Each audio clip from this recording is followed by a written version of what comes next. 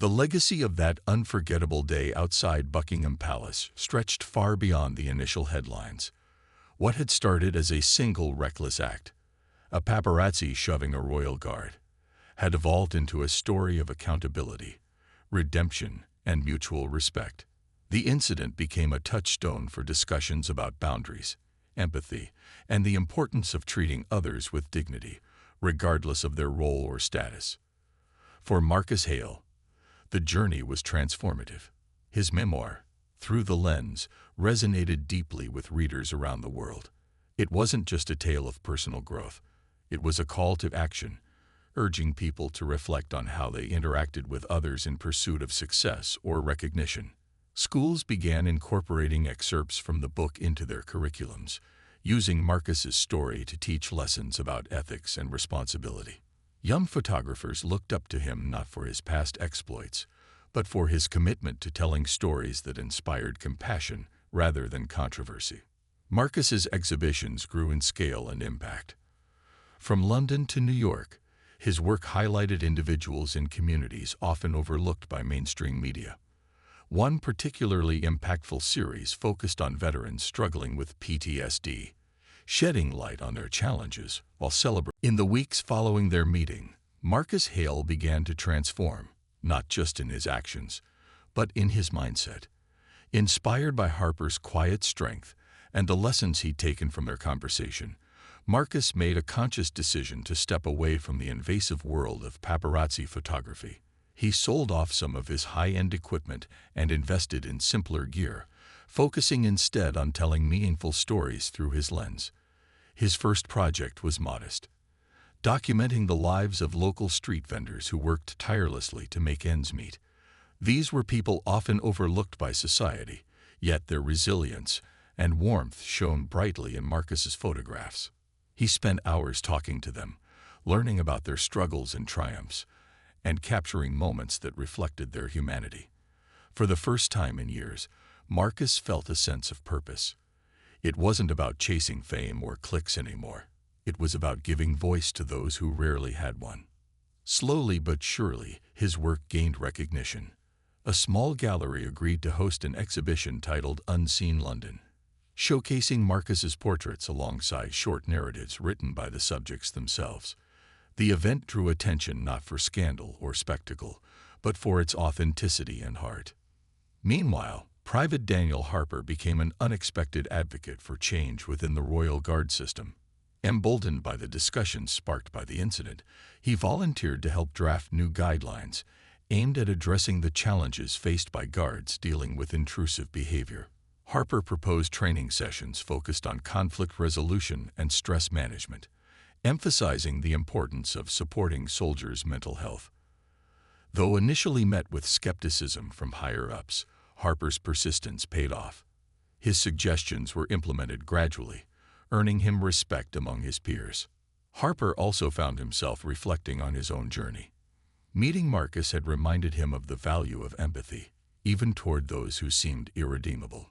He began mentoring younger recruits, sharing not only tactical skills, but also insights into handling pressure with grace.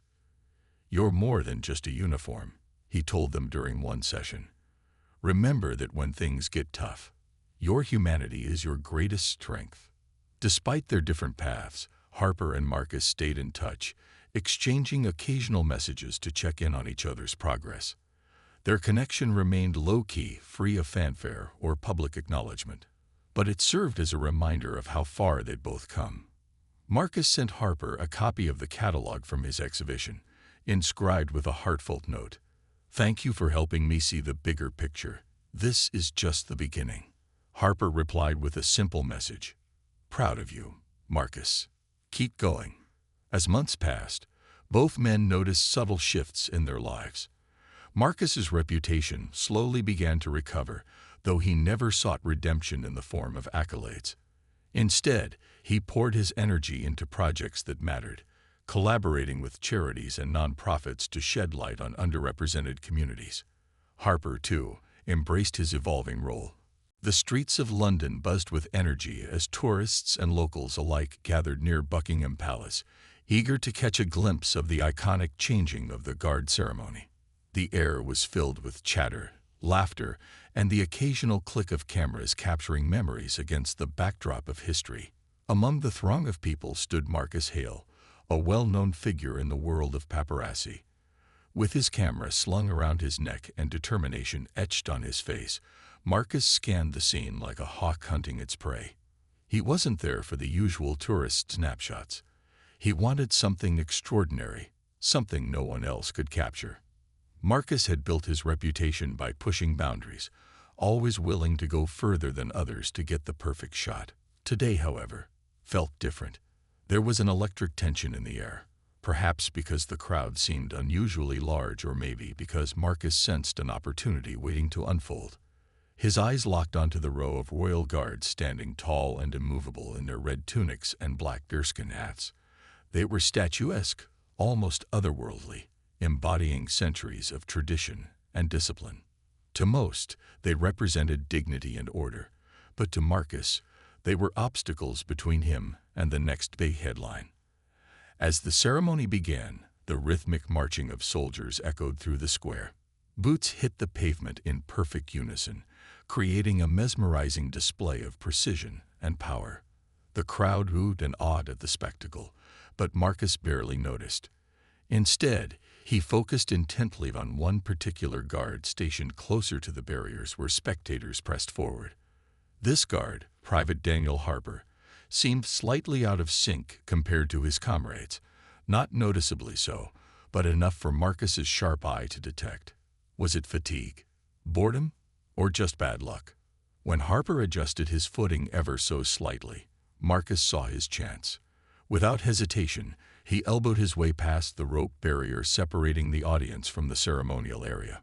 Tourists protested loudly as he shoved them aside, but Marcus didn't care.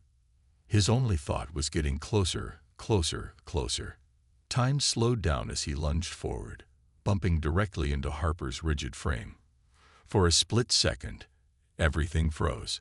The murmurs of the crowd, the movement of the guards, even the sound of Marcus's own breath caught in his throat. Harper didn't flinch. Not outwardly, anyway.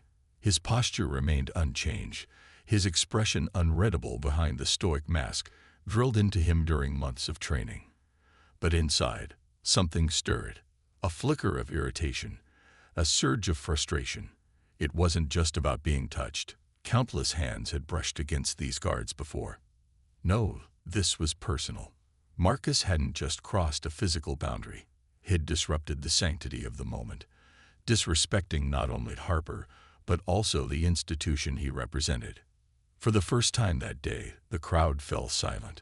All eyes turned toward the man who dared to challenge the unshakable symbol of British tradition. Cameras clicked furiously now, capturing every angle of the confrontation. Some spectators whispered nervously, unsure if they were witnessing history or simply another overzealous photographer making a fool of himself. Others watched with bated breath, wondering what would happen next. Would the guard retaliate? Could this escalate into something bigger? Little did anyone know, the real drama was yet to come, and it would leave everyone talking for weeks to come. Private Daniel Harper stood frozen in place, his body rigid and unyielding as it had been trained to be. On the surface, he appeared untouched by Marcus Hale's reckless act, but beneath the polished exterior of his uniform, a storm was brewing. To most people watching, Harper was just another faceless figure, a symbol of tradition, an emblem of discipline. But behind the stoic mask lay a man who carried burdens far heavier than anyone could see. Harper wasn't having a good year. For months, he'd been working grueling shifts, often pulling double duty because the regiment was short-staffed. The long hours left little time for rest or reflection, and when he did finally return home, there were problems waiting for him there too. His younger sister had fallen ill, and though she tried to downplay her condition over the phone, Harper knew how serious it was. Every call from his mother added another layer of worry to his already heavy heart. And yet here he was, standing tall outside Buckingham Palace, expected to remain unshakable while the world moved around him. But today felt different. Something about Marcus's shove broke through the carefully constructed walls Harper had built around himself. It wasn't just the physical contact. It was the audacity of it, the blatant disregard for boundaries that stretched beyond mere etiquette. This wasn't just a breach of protocol. It felt like an insult to everything Harper held sacred. As a royal guard, he represented something larger than himself. Centuries of tradition, sacrifice, and service to his country. Yet here was this man, treating him not as a soldier but as a prop in his endless quest for fame. For a moment, Harper's mind flashed back to all the times he questioned why he chose this life.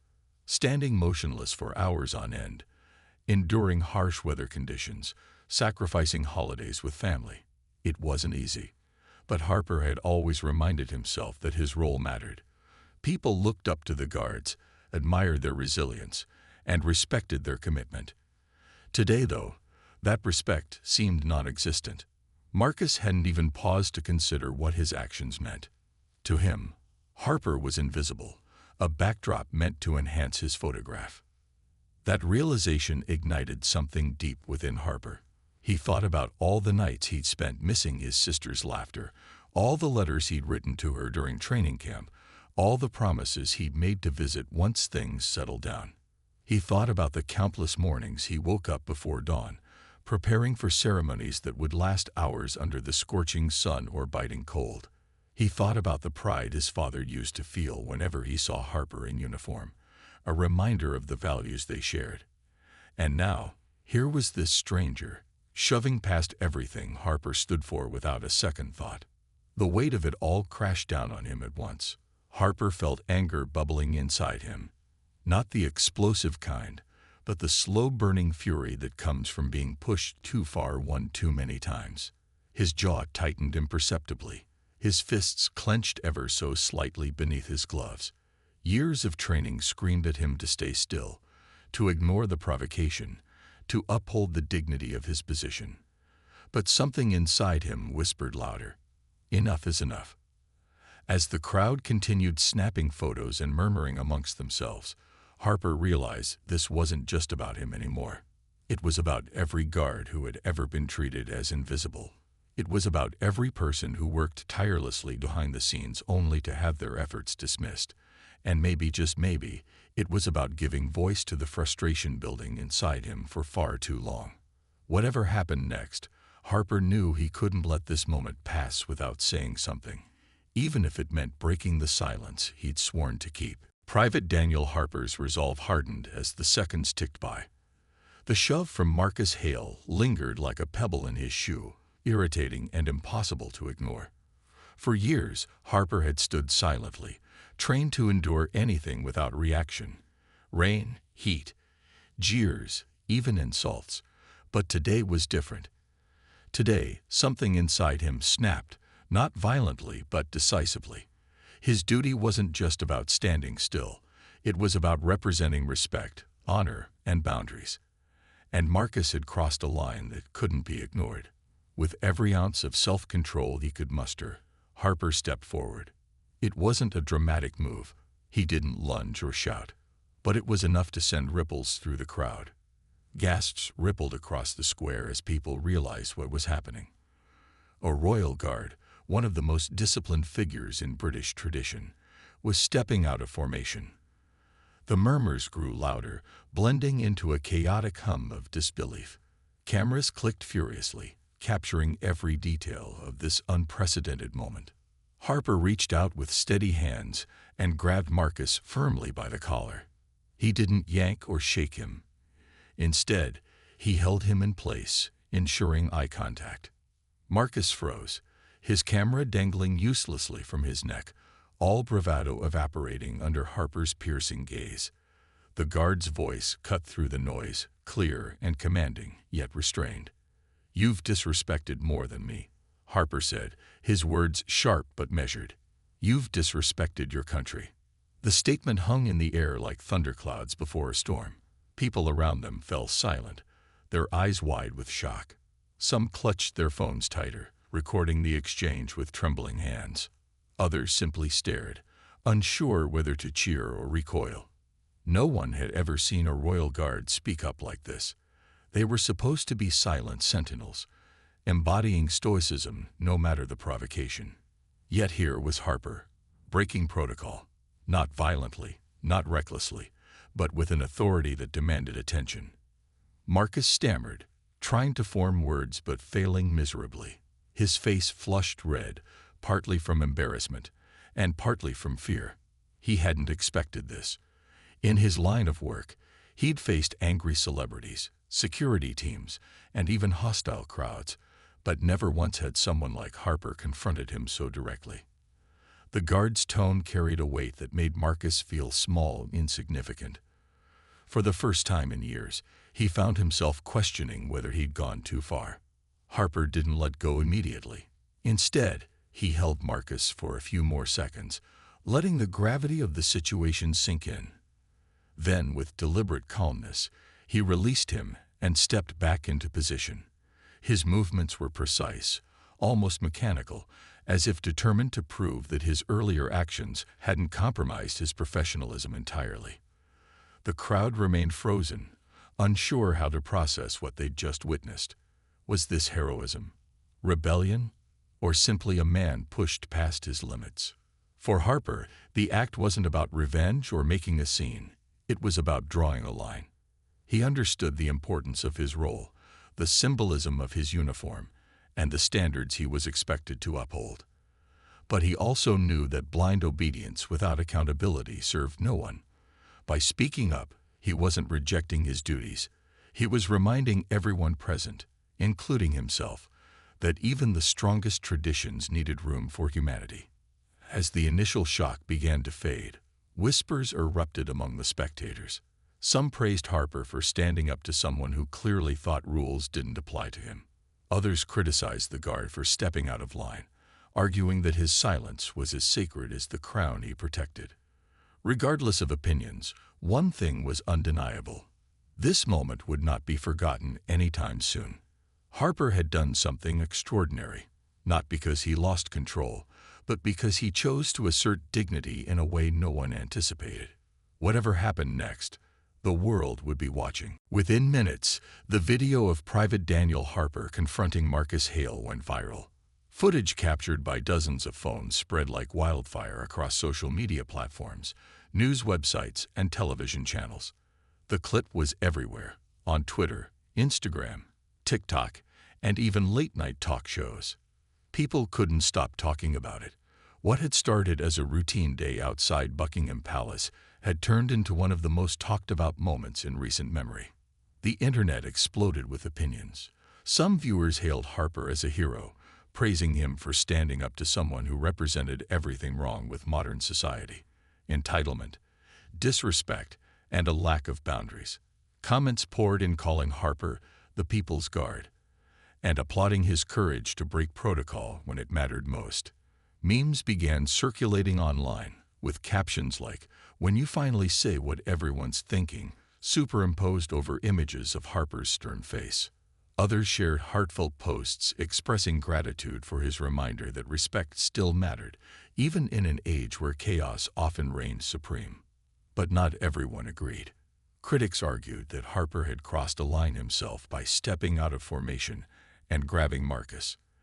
They pointed out that royal guards were symbols of discipline, and any deviation from their stoic demeanor undermined their purpose. Debates raged online, with hashtags like #RespectTheGuard and #ProtocolMatters trending side by side. Pundits appeared on morning shows debating whether Harper's actions were justified or if they set a dangerous precedent. Some commentators worried that this incident might embolden others to test the limits of the guard's patience, potentially leading to more confrontations in the future. For Marcus Hale, the fallout was immediate and brutal. Overnight, he became public enemy number one. His name trended alongside words like disrespectful, reckless, and out of control. Social media users dug up old photos and stories from his career, highlighting every controversial moment he'd ever been involved in. Editors and photo agencies distanced themselves from him, fearing association with someone now labeled as reckless and unprofessional. Calls flooded his phone, from colleagues asking for explanations, agents trying to salvage his reputation, and angry strangers leaving scathing voicemails. For the first time in his life, Marcus felt the full weight of public scrutiny bearing down on him. Meanwhile, Harper found himself at the center of global attention. Reporters camped outside his barracks, hoping to catch a glimpse of the guard who dared to speak. Interviews were requested, offers for appearances rolled in, and fan mail piled up. Yet Harper remained silent, adhering to the same principles that had guided him throughout his career. He didn't give statements or seek the spotlight. Instead, he returned to his duties as though nothing unusual had happened. This quiet dignity only added to his mystique, further fueling public fascination. As the days passed, the story evolved beyond just Harper and Marcus. It sparked broader conversations about boundaries between public figures and the press, the pressures faced by those in high-profile roles, and the fine line between tradition and humanity. Teachers used the incident as a case study in ethics classes, while journalists wrote think pieces exploring its implications for modern society. Even Buckingham Palace issued a brief statement acknowledging the complexities of the situation without taking sides, a move interpreted as tacit approval of Harper's actions by some and as cautious neutrality by others. Amidst all the noise, one thing became clear. This wasn't just a story about a photographer and a guard anymore. It was a reflection of deeper societal tensions, a mirror held up to how we treat each other in a world obsessed with spectacle. Whether viewed as a cautionary tale or a moment of inspiration, the confrontation outside Buckingham Palace had ignited something far greater than either Harper or Marcus could have imagined. And as the headlines continued to roll in, both men would soon discover that their lives and perspectives would never be the same again. The meeting between Private Daniel Harper and Marcus Hale took place in a quiet cafe tucked away in a less touristy corner of London. It was an unassuming location, chosen deliberately to avoid drawing attention. Both men arrived separately, their steps hesitant, unsure of what to expect. Harper wore civilian clothes, a simple shirt and jeans, while Marcus carried a notebook under his arm, clutching it like a lifeline. The air was thick with tension as they spotted each other across the room. Harper extended his hand first, a gesture that surprised even himself. "Marcus," he said simply, his tone neutral but not unwelcoming. Marcus hesitated for only a moment before shaking it, his grip firm despite the nervous energy radiating off him. "Private Harper," Marcus replied, his voice tinged with both respect and unease. They sat down at a small table near the window, the hum of conversation around them providing a comforting backdrop to what promised to be an awkward exchange. For several minutes, neither man spoke. Harper sipped his coffee slowly, studying Marcus over the rim of his cup. Marcus fidgeted with the edge of his notebook, glancing up occasionally before dropping his gaze again. Finally, Marcus broke the silence. "I owe you an apology," he began, his words tumbling out quickly, as if afraid he might lose his nerve. "What I did that day was wrong, not just because it upset you or caused trouble, but because I disrespected something bigger than myself. I let my ambition blind me." Harper listened intently, his expression unreadable. When Marcus paused, Harper nodded slightly. "You're right about one thing," he said, his voice calm but firm. "It wasn't just about me. Those uniforms, those ceremonies, they represent history, sacrifice, and values that go beyond any individual. When you shoved past that barrier, you weren't just bumping into a person. You were challenging everything we stand for." Marcus winced visibly, the weight of Harper's words sinking in. "I didn't think about it like that," he admitted quietly. "I don't know why I thought it was okay to do what I did. Maybe I got so caught up in chasing the next big shot that I forgot where I was, or who I was dealing with." He looked down at his hands, shame evident on his face. "I'm sorry, truly, not just for that day, but for all the times I've crossed lines without thinking." Harper leaned back in his chair, considering Marcus's words.